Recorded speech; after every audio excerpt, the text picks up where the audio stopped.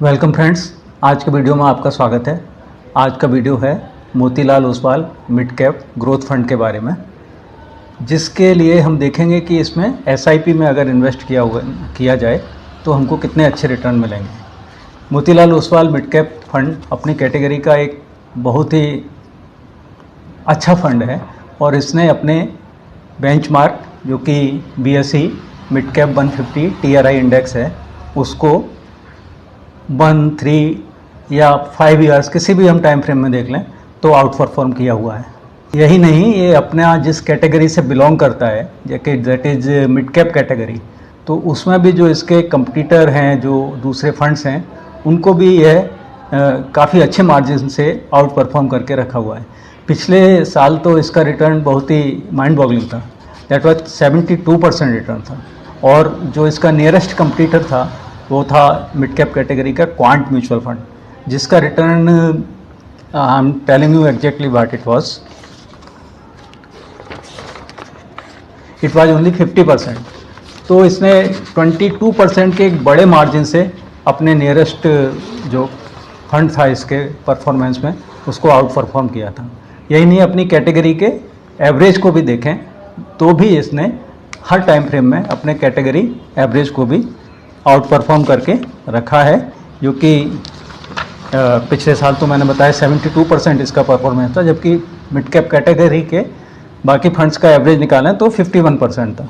3 year time frame में देखें तो इसका परफॉर्मेंस था 39%, जबकि कैटेगरी एवरेज था ओनली 25%। इसी तरह 5 इयर्स के अगर टर्म में बात करें तो इसका परफॉर्मेंस था 34%, जबकि कैटेगरी एवरेज सिर्फ 29% था। अब बात कर लेते हैं कि इस फंड को एसआईपी करने के लिए सबसे अच्छे फंड्स में से एक फंड क्यों माना जाता है।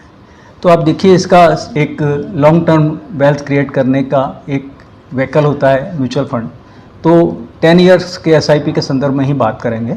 तो एसआईपी रिटर्न्स इसमें 10 इयर्स, अगर आप सिर्फ 10,000 इसमें इन्वेस्ट किए होते तो आपको पैसा 10 वर्ष के बाद 49 लाख हो गया होता, जो कि आपका एनुअलाइज्ड रिटर्न है 26%।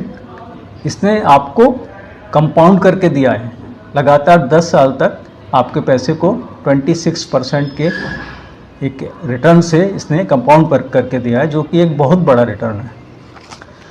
लमसम रिटर्न्स तो इसके बहुत ही आउटस्टैंडिंग है। अगर बात करें, सिर्फ 10 साल पहले आपने 10 लाख रुपया जमा किया होता, इन्वेस्ट किया होता, तो आपके 10 लाख रुपीज़ को इसने बढ़ा के 79 लैक्स कर दिया होता, मतलब 8 टाइम्स, और वो भी सिर्फ 22% के एनुअलाइज्ड कंपाउंडेड ग्रोथ से।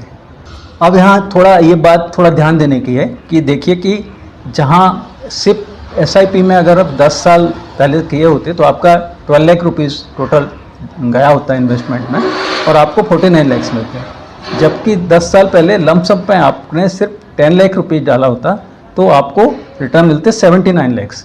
30 लैक्स का अंतर है। यह अंतर आप जानते हैं, स्पष्ट है कि आपने लमसम इन्वेस्टमेंट किया हुआ है, इसलिए है आपका 10 लाख रुपया 10 साल तक फंड के पास है, जबकि एसआईपी में आप हर महीने 10-10 हज़ार करके पैसा देते हैं। तो यह अंतर इसलिए है। बाकी एसआईपी के रिटर्न्स नॉर्मली ज़्यादा ही मिलते हैं लमसम से, अगर हम परसेंटेज टर्म में एनुअलाइज्ड आपके कंपाउंडिंग के टर्म में बात करें तो, क्योंकि यहाँ भी बहुत ही स्पष्ट है। तो आपको मार्केट जब नीचे है तब भी आपका इन्वेस्टमेंट होगा मंथली, और जब मार्केट ऊपर है तब भी होगा, और इस तरह से आपकी प्राइस की एवरेजिंग हो जाती है। तो वहीं बात करें अगर लमसम की, तो उसमें मार्केट का टाइमिंग बहुत महत्वपूर्ण है कि मार्केट में उस समय हो क्या रहा है, चल क्या रहा है। अगर मार्केट जिस समय आप लमसम के लिए जाते हैं काफ़ी डाउन है, तो डेफिनेटली आपके रिटर्न्स आगे चल के बहुत अच्छे आने वाले हैं। वहीं पर अगर आप मार्केट के टॉप पे या टॉप के आसपास इन्वेस्ट कर देते हैं लमसम, तो आपका डेफिनेटली एसआईपी रिटर्न काफ़ी ऊपर जाएगा उससे।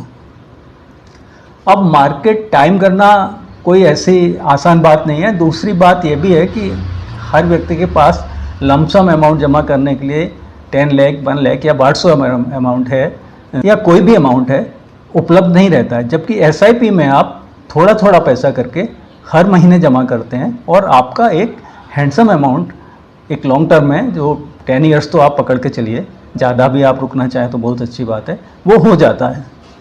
अब यह जानने की जिज्ञासा रहती है इन्वेस्टर को कि हमारा पैसा अगर इस फंड में लगाए होते तो 2 टाइम कितने में हो जाता है, डबल कितने में हो जाता है। इसे एक फन फैक्ट समझ लीजिए या कुछ भी। तो इस फंड में आपने अगर पिछले 2 साल पहले भी पैसा लगाया होता तो आपका पैसा ये डबल हो जाता आपका, क्योंकि इसका 106% रिटर्न 2 साल में रहा है। अब बहुत जल्दी से बात कर लेते हैं इसके टॉप 5 पोर्टफोलियो में, जो टॉप 5 कंपनीज इसने के शेयर्स जिनमें इसने फंड ने इन्वेस्ट करके रखा है, उनके बारे में बात नहीं करेंगे, जस्ट सिर्फ उनको नाम बताते हैं आपको। वो है Jio financial services, Vodafone India limited, Zomato limited, टू इन्वेस्टमेंट ऑफ इंडिया लिमिटेड और Kalyan jewellers. To sum of the things mid cap fund है, लेकिन इसने अपने स्मॉल कैप पीयर्स को भी आउट परफॉर्म किया है। हर टाइम फ्रेम में इसका परफॉर्मेंस एनविएबल रहा है और कैटेगरी एवरेज को भी बीट किया है और इसके अलावा अपने बेंचमार्क को भी बीट किया है। तो काफ़ी अच्छा फंड है और काफ़ी लॉन्ग टर्म इसका रिकॉर्ड हमारे पास अवेलेबल है। तो इसीलिए इसका ये चयन किया गया इस वीडियो में डिस्कस करने के लिए कि एसआईपी के लिए अगर कोई फंड 26% कंपाउंड कर रहा है आपका फॉर लास्ट 10 ईयर्स, तो उसकी परफॉर्मेंस प्रूवन है। तो आज के वीडियो में इतना ही, मिलते हैं अगले वीडियो में।